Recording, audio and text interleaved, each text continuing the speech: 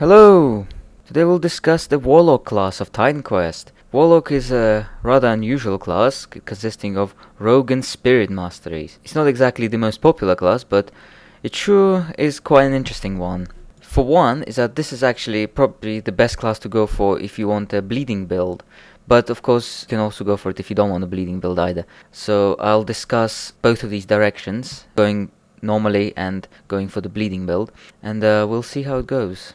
Let's go for the skills. Let's start with the Rogue, because I think that will be more of your main mastery, and Spirit will be the supporting one, so it's best to start with the Rogue, I think. I'll start with the standard build. Key skills in the Rogue tree, of course you got your Envenom tree here, in particular Nightshade and Mandrake skills, very useful for slowing down enemies and confusing them. And then you got Blade Honing, another key skill for increasing your piercing damage. And you got Calculate Strike, which will be your left mouse button attack. And another important skill is Lethal Strike, obviously. I'd say pretty much every rogue class should go for Lethal Strike because it's powerful. You could, if you want, also add 1 point onto its synergy. Don't max it though, because maxing is only good for the bleeder build. But you could, if you want, put 1 point for, because it gives you 3 seconds of stun as well to the enemy. And then we've got some supporting skills. We've got like Disarm Traps, got Knives if you want to sort of spread the effects of Envenom Tree onto the groups of enemies. And then you got Flash Powder if sort of enemies swarm you and you just want to sort of just confuse them whilst they're all surrounding you. And Poison Gas Bomb as well, with its shards, which will create like a cloud of poison. It's not so much for the poison you get it, obviously, but more for the fact that it can slow down the enemies as they approach towards you. So all these sort of little supplementary skills could be really useful. You'll have 2 pets with this class, Traps and a Lich. So you could go for either one or you could go for both. I actually went for both here. If we go to Spirit, if you see I went for Lich as well.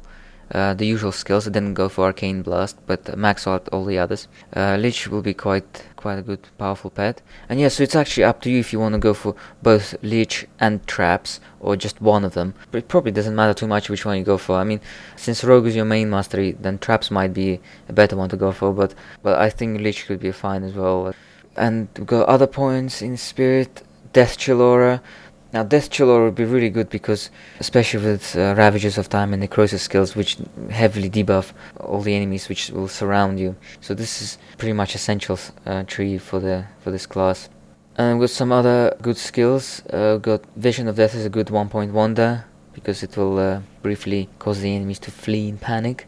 And Spirit Ward tree, that's good against the undead. It will reduce some damage that the undead deal to you and also allow you to deal some more to them. And of course, the Outsider as well. At least 1 point in him would make him a good temporary pet to tackle all those really hard moments. You probably won't have much points for anything else, unless you, of course, you only pick one pet. In that case, you could pick like a Dark Covenant or something with the, because its unearthly power is pretty good. But otherwise, I don't really see much of any other skill you would want to go for. So I would probably recommend you to max out both pets. It'll be a good idea. You can get like one of them early on and then get another one a bit later, perhaps. But let's discuss the Bleeder build now. There will be actually slight changes with this one. Go back to Rogue. First of all, the most obvious skills to go with the Bleeder would be Anatomy and Open Wound, because they deal pretty much essentially just in bleeding damage, so they're pretty much important for a Bleeder. And also, if you see the synergy for Lethal Strike, I maxed that out as well, because that colossally increases the amount of bleeding damage your Lethal Strike will do. You also have Knives. I put a lot of points in, pretty much maxed out the Knives, but you also have the Poison Gas Bomb shards. They deal a lot of bleeding damage as well, so you could probably max out either one of them. I think if you're going strictly for Bleeder, Knives actually deal more bleeding damage, so you could max out Knives probably better, but you could go for Poison Gas Bomb shards as well if you want. I don't think your main source of bleeding will be from either of those 2 skills. I think it will be more from your actual main attacks, which also brings me to the Calculate Strike. If you see, I also maxed out the Lucky Hit because that deals some bleeding as well, so that'll be good for the Bleeder. All the other stuff still the same, and Envenom Tree still the same, and Traps the same, and Blade Hunting still essential. But perhaps the most important skill here, why this Warlock class makes such a good Bleeder, is because if we go to the Spirit, do you remember the Necrosis skill in the Death Chill Aura? Yes, that reduces the enemy bleeding resistance heavily. If you max out to 8 out of 8, it does minus 81% to bleeding resistance. Now, this is particularly useful for enemies such as undead and constructs, which pretty much immune to bleeding damage. Now, with necrosis, you will actually make them vulnerable to bleeding. And of course, if you put any more points into it, like if you go over to, if you have any gear which grants +1 to all skills and stuff, you will actually be able to reduce the resistance even further. So this is pretty much your main debuff for dealing bleeding damage. Also notice I actually, in order to make some spare skill points for all the bleeding essential skills, I actually had to remove points from the Lich. But yeah, it's up to you if you want to go for Lich or traps. But you should have probably at least one of the pets, because I think you would need some support in this. Some other changes, I've actually maxed out the Spirit Bane skill in Spirit War Tree.